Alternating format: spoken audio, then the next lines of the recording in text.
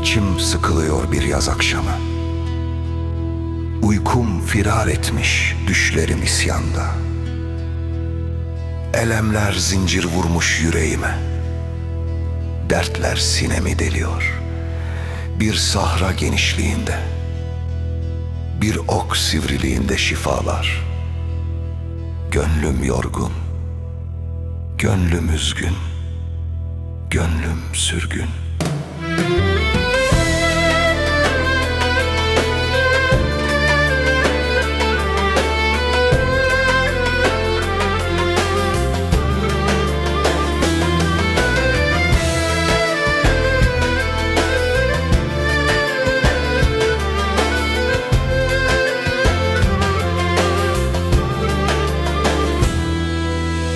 İçim sıkılıyor bir yaz akşamı.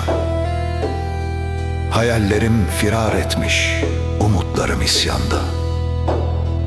Bir avuç içi düzlüğünde sahralar. Ufkum ufukların uzunluğunca. Bir mazi neharından istikballer. Gönlüm toprak, gönlüm çorak, gönlüm kurak.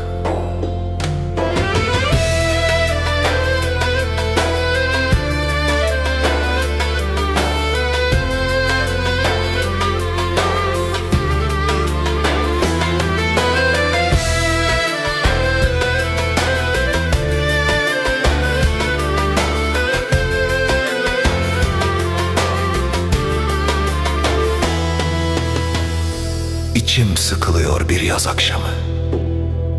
Işıklar firar etmiş gözlerim isyanda. Bir yarın genişliğinde düşlerim. Baharlar bir bahçe büyüklüğünde. Yıldızlar titriyor gönlümün poyrazında. Gönlüm buzlu, gönlüm tuzlu, gönlüm tozlu.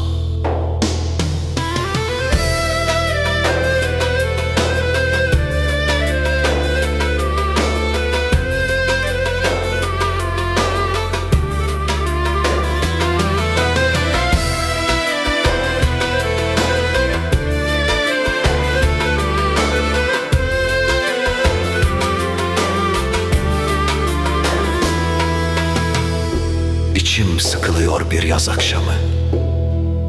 Vizalim firar etmiş, sılam isyanda. Kışı seyrederim yazın mehtabında. Seyrettiğim o kışlar bahara gebe.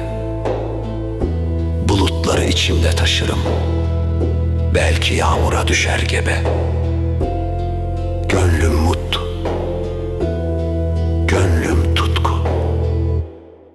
gönlüm